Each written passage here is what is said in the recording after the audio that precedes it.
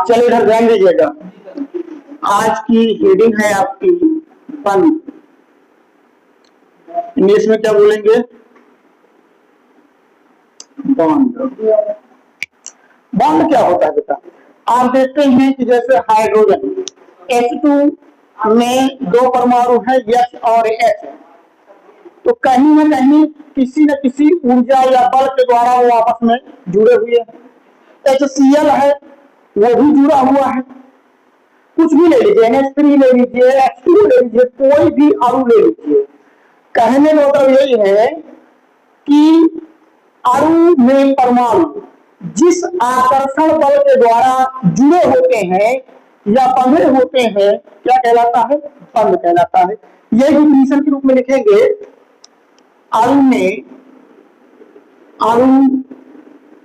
में परमाणु जिस आकर्षण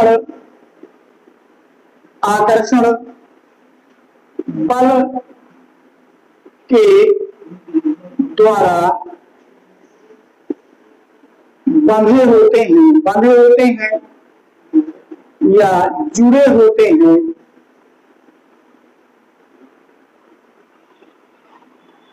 बंध कहलाते हैं। बंध कहलाते। जैसे H2 में H और H जो बीच में दर्शाया गया है वो क्या है? बंध है। HCl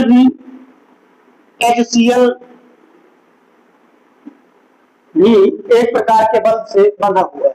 ठीक है, आगे देखेंगे बंध के प्रकार। बंध के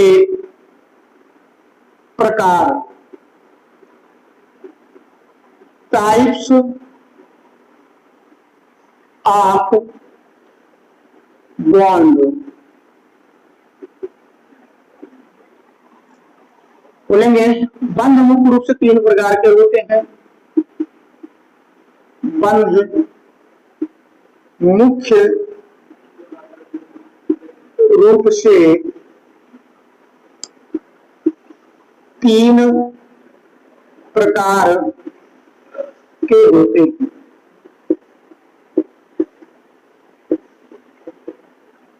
नंबर एक, सहसंयोजक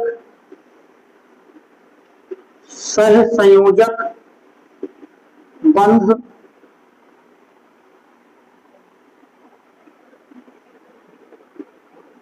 कोवैलेंट बॉन्ड। नंबर दो, आयनिक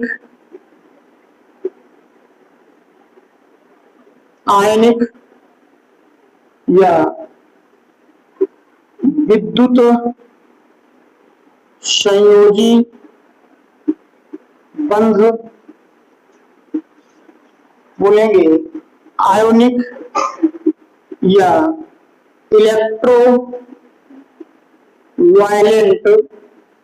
इलेक्ट्रोवायलेंट बॉन्ड।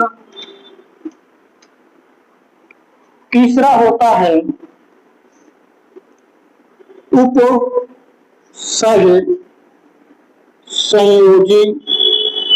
बंध। उपसहसंयोजी बंध, कोऑर्डिनेशन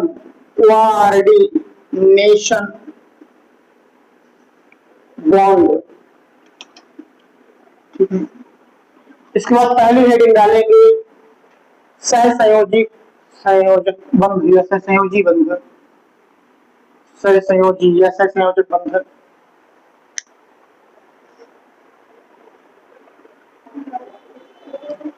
चलिए पहली हेडिंग डालिएगा, सहसंयोजी बंध। Covalent bond. ये क्या होता है? कोवैलेंट बॉन्ड क्या होता है? जब दो या दो से अधिक परमाणु साझे के इलेक्ट्रॉनों द्वारा जुड़े होते हैं या साझे के इलेक्ट्रॉनों द्वारा बंधे होते हैं, तो इस प्रकार का बंध क्या कहलाएगा? सहसंयोजी बंध कहलाएगा। तो भाषा के रूप में क्या लिखेंगे? मतलब ऐसा बंध जिसमें दो या दो से अधिक परमाणु साझे के इलेक्ट्रॉनों द्वारा बंधे होते हैं,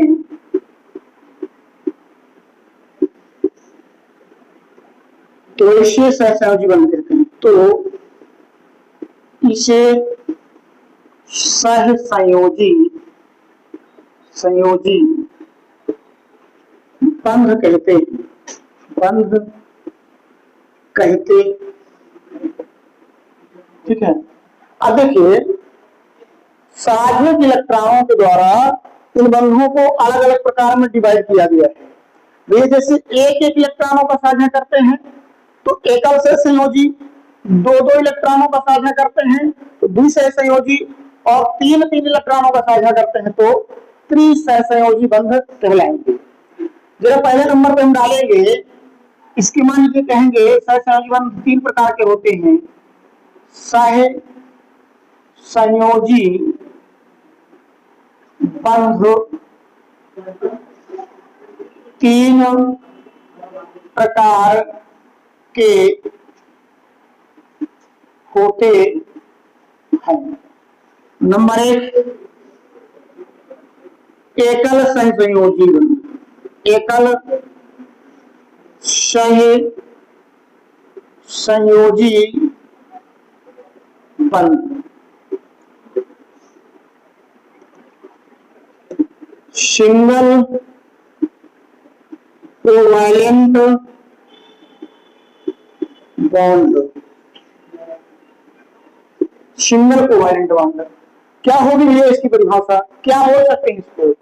मतलब ऐसा सहसंयोजी बंध जिसमें परमाणुओं के मध्य एक इलेक्ट्रॉनों का साझा होता है, यानी बोलेंगे ऐसा सहसंयोजी बंध, ऐसा सहसंयोजी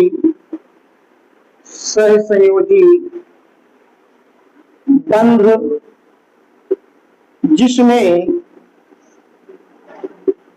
एक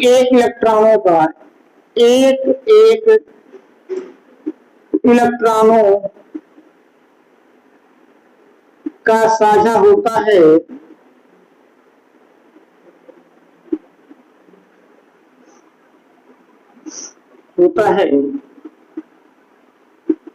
तो इसे एकल सहसंयोजी बंध कहते हैं। एकल सहसंयोजी बंध कहते हैं। जरा एग्जाम्पल देखेंगे बेटा, जैसे H2 में आपके पास दो H है बेटा, H और H। इसके पास भी डायटम कोष में कितना इलेक्ट्रॉन है? एक। और इसके पास भी डायटम कोष में कितना इलेक्ट्रॉन है?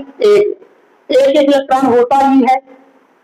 और इन्हें अब तक कंप्लीट करने के लिए कितने इलेक्ट्रॉनों की आवश्यकता है? एक इलेक्ट्रॉनों की आवश्यकता है, क्योंकि इनका स्टैक कितने से कंप्लीट हो जाता है? दो से ही कंप्लीट हो जाता है। तो भैया ये क्या करते हैं, अगर देता है तो इसके पास कुछ नहीं बचता है, लेता है तो उसका काम तो हो जाता है, देता है तो H प्लस बनता है और लेता है तो H माइनस बनता है। तो ये क्या करते हैं कि ये अपने एक एक इलेक्ट्रॉनों का क्या कर लेते हैं बेटा, साझा कर लेते हैं। ऐसे हो जाता है, ऐसे बन जाता है, इससे बन जाता है एक सिंगल बॉन्ड H। इसका नाम दिया गया है सिंगल कोवैलेंट बॉन्ड, एकल सहसंयोजी बंध। जैसे मीथेन में देख लीजिए बेटा, हाइड्रोजन था, मीथेन में देख लीजिए, मीथेन CH4 होता है बेटा। C के बाह्यतम कोष में कितने इलेक्ट्रॉन होते हैं, C के बाह्यतम कोष में कितने इलेक्ट्रॉन, 4 होते हैं, 1 2 3 4। H के बाह्यतम कोष में कितने होते हैं, 1। H के पास हो गया 1, H के पास 1, H के पास 1 और H के पास 1। भैया H को कितने की जरूरत है, 1 की। ये लीजिए, सभी H का काम तो हो गया बेटा।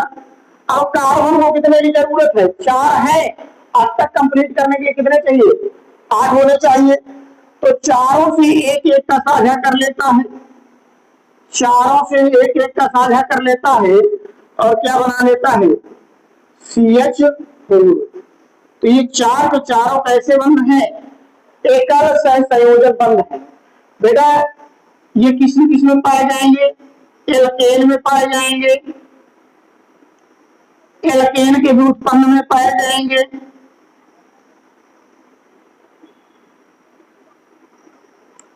और भी पाए जाएंगे, इतना आप लोग नोट कर लीजिएगा।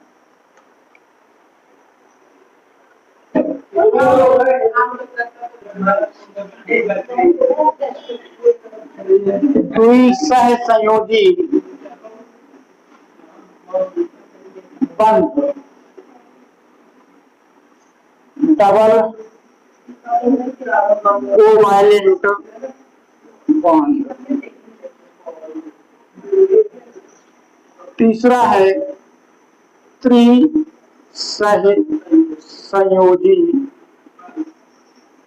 बंध, ट्रिपल कोवैलेंट बॉन्ड। ठीक है, समझेंगे बेटा। सहसंयोजी बंध की परिभाषा क्या होगी बेटा, ऐसा सहसंयोजी बंध जब परमाणुओं के मध्य दो इलेक्ट्रॉनों का साझा होता है तो द्विसहसंयोजी बंध कहलाएगा। ऐसा सहसंयोजी बंध जिसमें परमाणुओं के मध्य तीन इलेक्ट्रॉनों का साझा होता है तो त्रिसहसंयोजी बंध कहलाएगा। एग्जाम्पल देख लेते हैं, ठीक है ना। एग्जाम्पल में जैसे देखिए बेटा, पहले एग्जाम्पल में O2 देखिए बेटा, O2 चले, एक O ये है, कितना होता है 8, बाह्यतम कोष में कितने बचेंगे बेटा 6। दूसरा O ले लीजिए 8, बाह्यतम कोष में कितने बचेंगे 6। इधर देखिए, इसका भी, इसके बाह्यतम कोष में कितने इलेक्ट्रॉन 6 और इसके बाह्यतम कोष में कितने इलेक्ट्रॉन 6। कितने की जरूरत है, कितने कितने की जरूरत है बेटा, 2 की। तो भैया 2 इधर दर्शाएंगे, इसके बाकी को इधर दर्शा दीजिए, 3 4 5 6। 2 इधर दर्शाएंगे, बाकी को इधर दर्शा दीजिए, ठीक है। अब 2 का साझा ये करेगा तो इसका काम हो जाएगा, 2 का साझा ये करेगा इसका भी काम हो जाएगा। क्या बन जाएगा बेटा, ये O डबल बॉन्ड O, इसका नाम क्या दिया जाएगा, द्विसहसंयोजी बंध। एल्कीन देख लीजिए दूसरे नंबर में, दूसरे नंबर में एग्जाम्पल बेटा दे दीजिए, एल्कीन, एल्कीन देख लीजिए।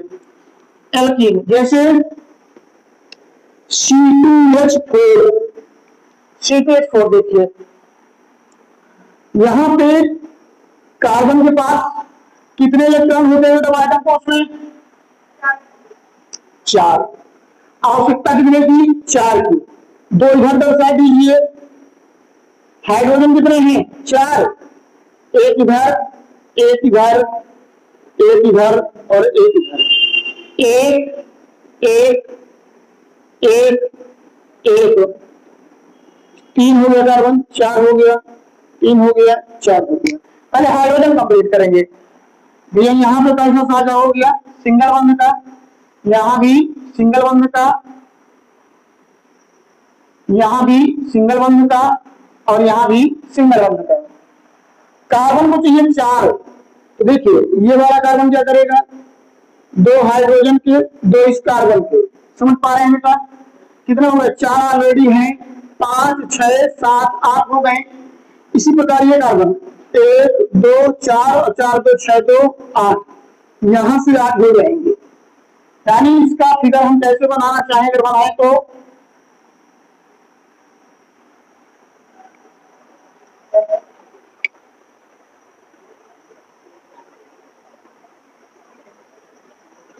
जैसे इसको लिखना चाहें तो आप लिख सकते हैं C double bond C single bond H single bond H single bond H single bond H भैया। तो ये जो कार्बन कार्बन के मध्य डबल बॉन्ड है, इसी को क्या बोलते हैं, द्विसहसंयोजी बंध बोलते हैं बेटा। इसी प्रकार इसके एग्जाम्पल और भी होते हैं। अब हम देखेंगे त्रिसहसंयोजी बंध। तो हमने परिभाषा बताई है कि ऐसे सहसंयोजी बंध जिसमें 3 इलेक्ट्रॉनों का साझा होता है त्रिसहसंयोजी बंध कहलाते हैं। जरा देखिएगा N2 एग्जाम्पल के रूप में किसको देखेंगे, N2 को देखेंगे। जरा इधर देखिए बेटा, N का परमाणु क्रमांक कितना, 7, बाटम कोष में कितने इलेक्ट्रॉन, 5। इसी प्रकार उसका भी हो जाएगा कितना, 7, बाटम कोष में कितने, 5। यानी दोनों को कितने कितने की आवश्यकता है, 3 3 की आवश्यकता है। तो इस N को लेंगे बेटा, इधर 3 दर्शाएंगे, कितने दर्शाएंगे, 3। इसको दर्शाएंगे तो इधर 3 दर्शाएंगे, बाकी 2 जो बचे हो कहीं पर दर्शा दो, कोई दिक्कत की बात नहीं है। अब ये 5 है इसके पास, 3 का साझा करेंगे कितना हो जाएंगे, 8। 5 है इसके पास, 3 का साझा करेंगे कितना हो जाएंगे, 8। और N के मध्य कौन सा बंध लग जाएगा, ट्रिपल बंध, ऐसे लिख दीजिए। तो ये क्या कहलाएगा, त्रिसहसंयोजी बंध कहलाएगा। 3 3 का साझा त्रिसहसंयोजी बंध। और दूसरे नंबर में ले लीजिए एल्काइन ले लीजिए, एल्काइन ले लीजिए, एल्काइन C2H2। जरा देखेंगे बेटा, C 3 3 इलेक्ट्रॉन साझा करना है, 1 2 3 1 2 3, ये 4 ये 4, एक H ले लीजिए, एक का साझा करेगा, हाइड्रोजन का काम हो जाएगा बेटा। इसको चाहिए 8, तो 3 1 4 4 4 8। इधर देखिए 1 3 4 4 4 8। जब इसको दर्शाएंगे तो कैसे दर्शाएंगे, C triple bond C H। तो ये कौन सा बंध हो जाएगा बेटा, त्रिसहसंयोजी बंध हो जाएगा। और भी एग्जाम्पल हम लोग ले सकते हैं।